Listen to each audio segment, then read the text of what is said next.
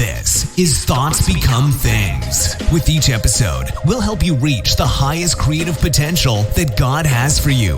With your host, a teacher, life coach, a dream coach, and motivational speaker, Jeremy Lopez.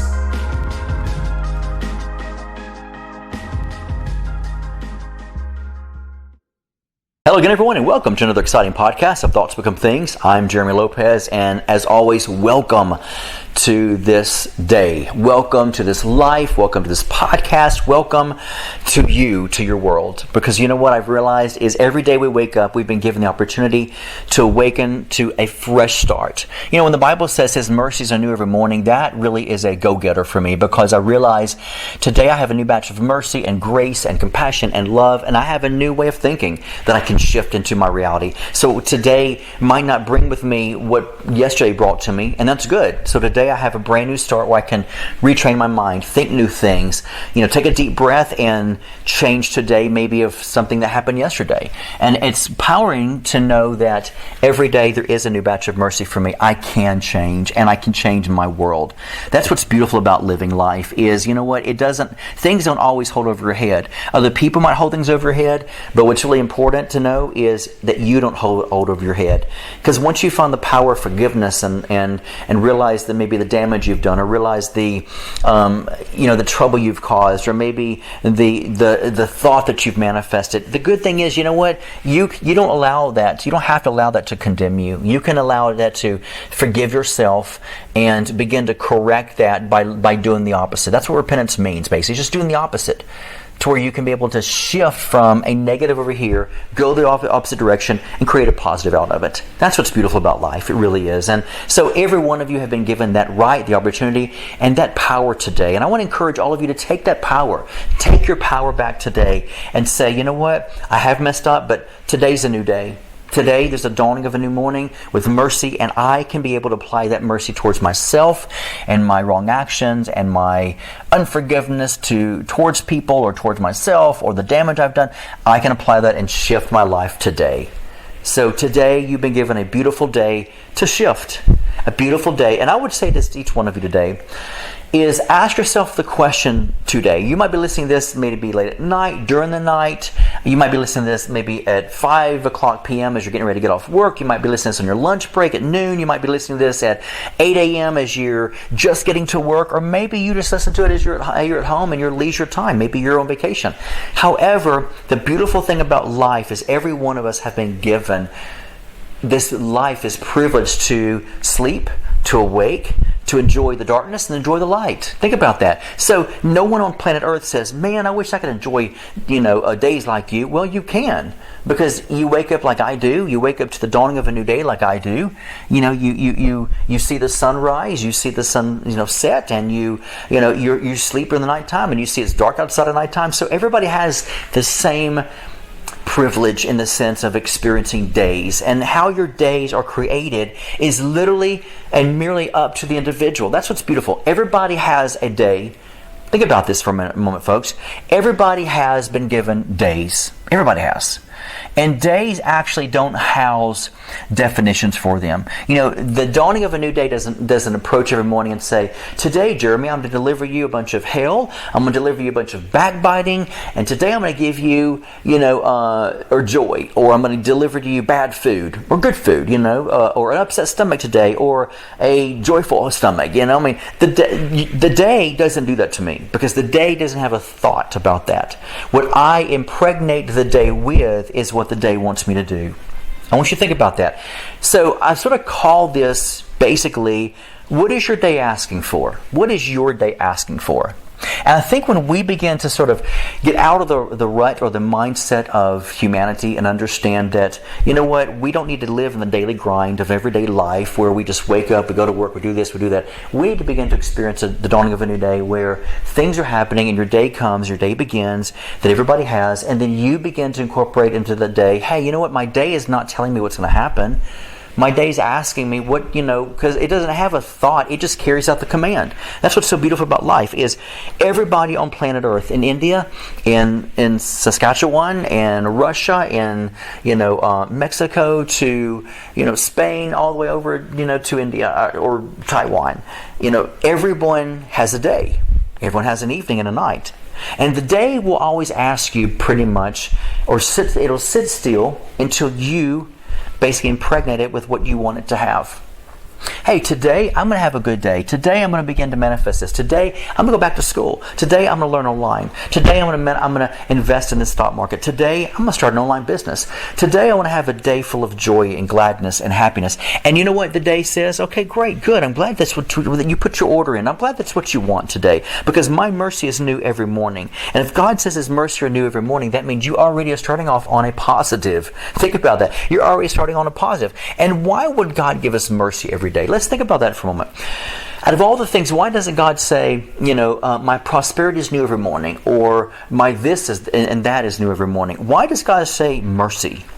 Because I believe in my spirit, I believe that mercy needs to be given to all of us so we can have mercy upon ourselves from the day before. That we can look and have mercy upon ourselves, and that's really where you begin to look at your life and begin to really say, you know what?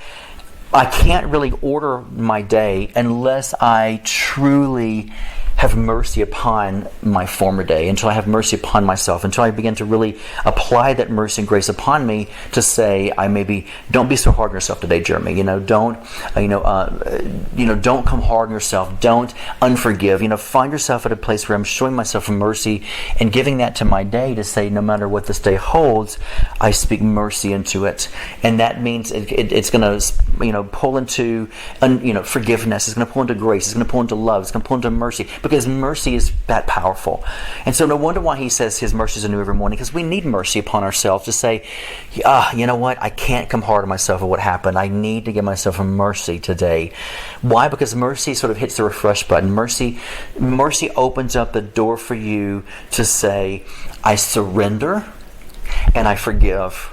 Me, everyone else, or yesterday, I show myself mercy and I forgive. And the moment that happens, you hit the refresh button to say, now that I've taken care of the hard things, and I'm no longer, boggled down with my own judgment, my own condemnation, what can I say today or do today that will count, that will make a difference? What can I begin to incorporate into today? And that's when you start afresh and new. So no wonder why we need God's mercy every day upon our lives, upon ourselves, upon other people, upon our days, upon the judgments we set upon ourselves, because mercy overrides all that. And the thing I love about the book of James is it says mercy triumphs over judgment. So you could say it this way: what is the opposite of mercy? Judgment.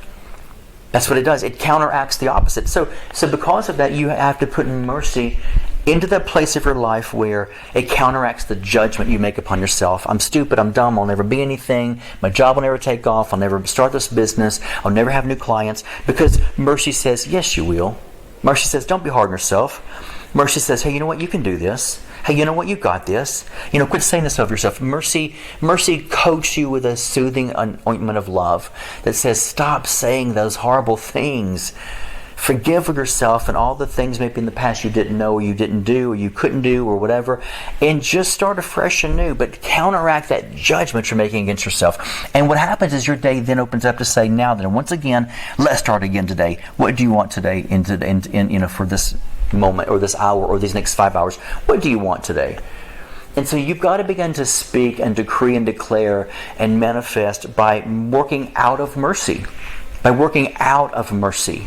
And when you do, everything begins to flow so much better, so much smoother. Why? Because your day now is not boggled down with judgments and harsh sayings and hard things and critical things and thinking. And you're not starting off with a heavy baggage here. But you released your baggage through mercy to say, wow, I do feel better. And guess what? Your mind clears up. Mercy helps your mind clear up. When you have judgment upon yourself, or the people have made that judgment upon you, your mind is so cluttered and boggled down with, is that right? Yes, I'm horrible.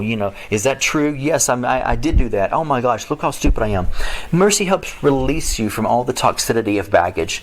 And mercy helps you begin to start the day to say, wow, I'm no longer boggled down. I can begin to start afresh and anew today. That's what mercy does. And mercy is beautiful at what it does. It does a great job. And I want to encourage every one of you today in today's podcast, just really that message is when you wake up tomorrow morning, focus on what I just told you mercy does for you. And let mercy override. Let mercy take over. Just submit and humble yourself to mercy. And all of a sudden, in a couple of minutes, you'll find yourself coming to the top of the water, breathing, saying, wow, I feel better. Like I really feel better. Like I can really think. And why am I feeling so positive at the moment?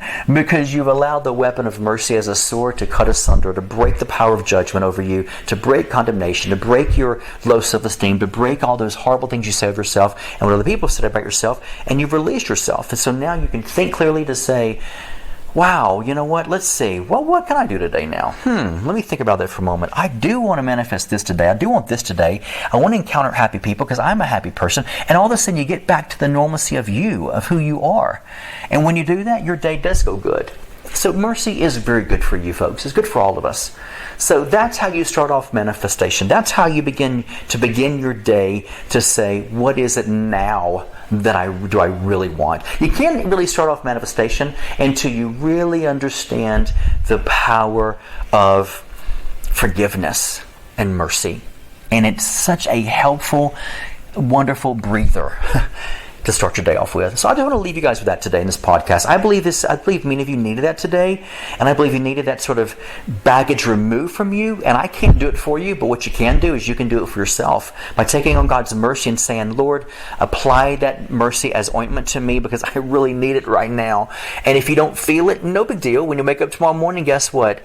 You'll then feel, wow, what can I say at this moment? Because I feel this mercy knocking at my door saying, do you want to receive me? If you do, you can have a beautiful day today. And I can open that door for you to help create a beautiful day. But you got to go through me first. That's what mercy says. You got to go through me first and relinquish all the toxicity and the baggage. And when you do, today will be good because then you can create a day that you want.